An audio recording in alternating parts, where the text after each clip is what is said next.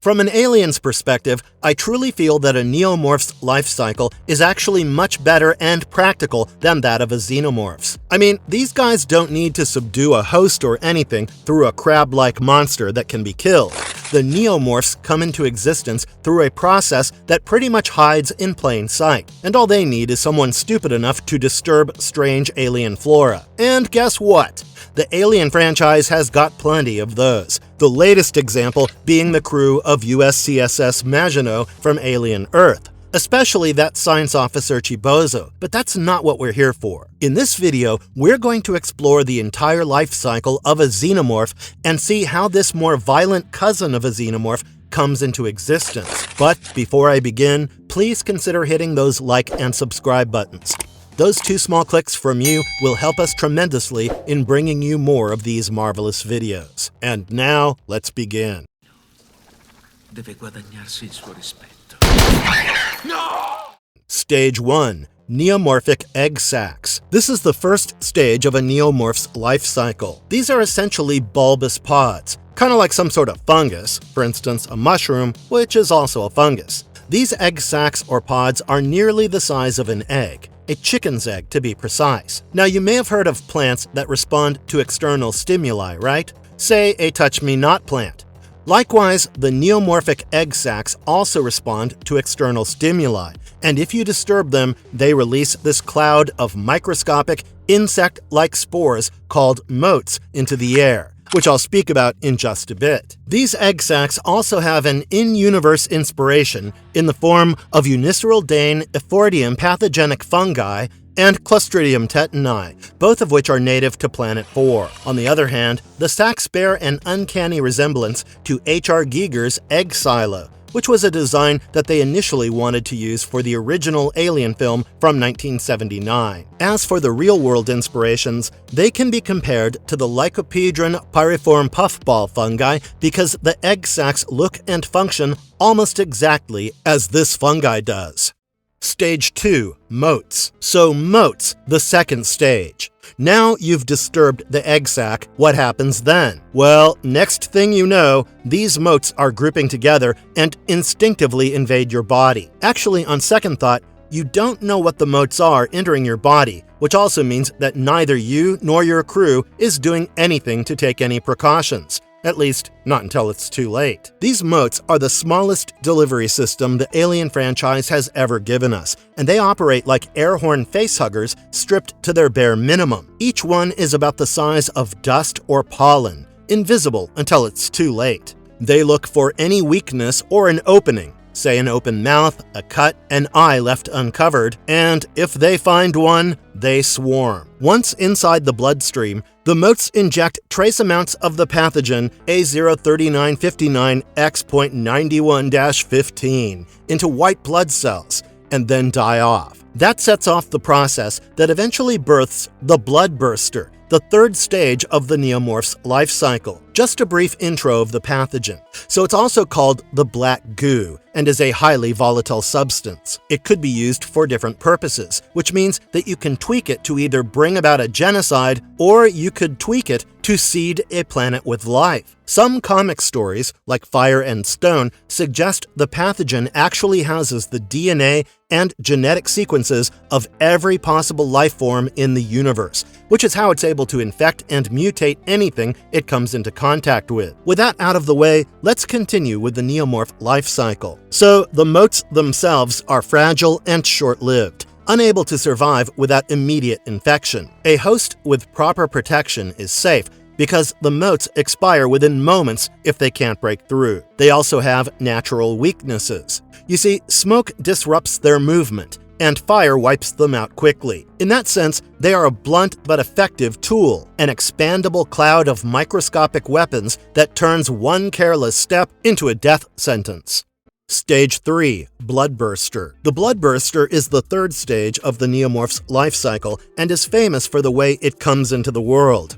Unlike the facehugger and chestburster model of implantation, this one, as I mentioned earlier, begins with motes. Once inside, they begin the transformation that turns a healthy host into a vessel. The process ends the only way it can, with the bloodburster tearing its way out by shredding skin and muscle in a burst of violence that leaves the host dead within seconds. Despite its small size, the creature is born nearly complete, more like a deacon from Prometheus than the helpless xenomorph larva, aka chestbursters, we've seen before. The exact point from which the bloodburster comes out varies. For instance, Ledward's bloodburster ripped out of his spine and carried dorsal fins across its back, while Hallett's erupted through his mouth, slick and translucent, without those fins. Host biology and the infections pathway both leave their imprint, which keeps each birth unique while reinforcing the idea that the pathogen adapts on the fly. In contrast to chestbursters, which tend to scramble for cover after birth, the bloodburster is hostile the instant it hits open air. Ledward's offspring lunged straight for Kareen moments after breaking free, proving that retreat isn't in its nature. Its body has the same visual aggressiveness. It's pale, thin-skinned, vaguely hammerpede-like, but with enough muscle to defend itself without hesitation. In form, it resembles a miniature runner, which was intentional. Ridley Scott confirmed the design choice connects the Neomorph back to earlier alien concepts.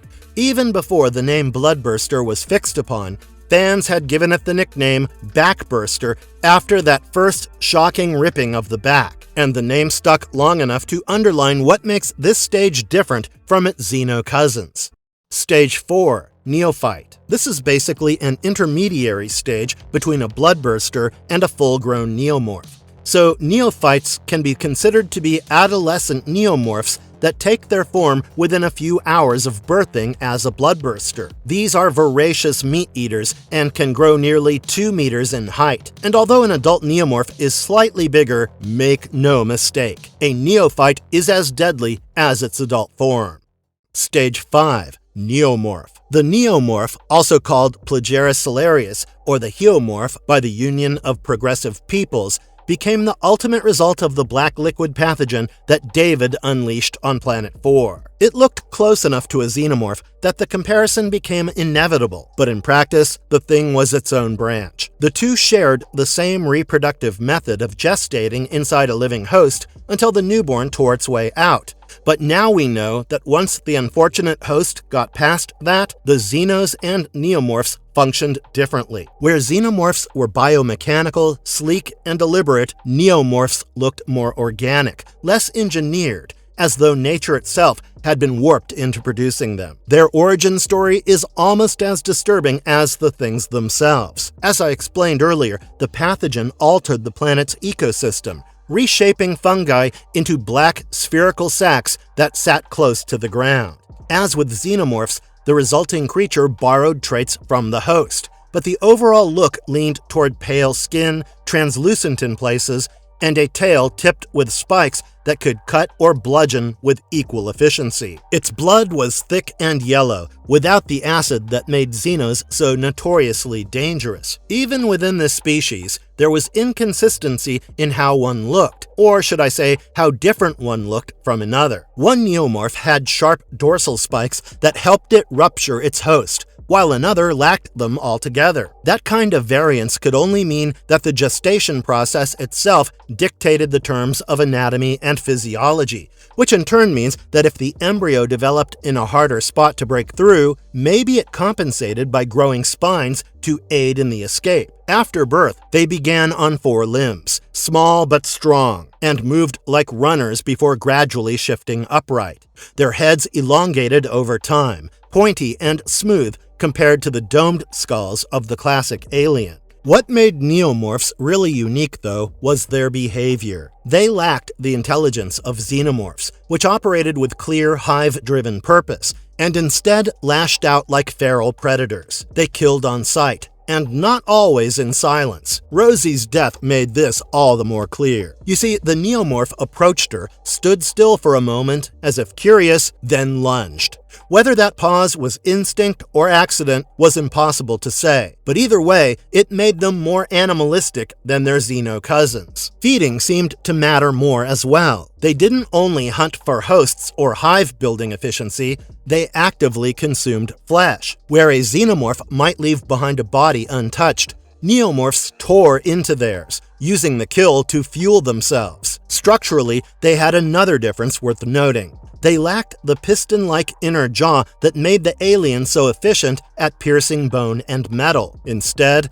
their gums extended forward in a shark-like snap, closer to what we saw in the Deacon. With their mouths closed, you could barely see their teeth at all. David framed them as the intended outcome of the black liquid. He wanted to build this weaponized lifeform meant to cleanse ecosystems of the meat, or anything not plant-based. He even noted how one of them recognized him as synthetic and did not attack, and simply stood there as if it knew he wasn't part of its designated prey. That is slightly different when you consider xenomorphs and how they react to a synthetic.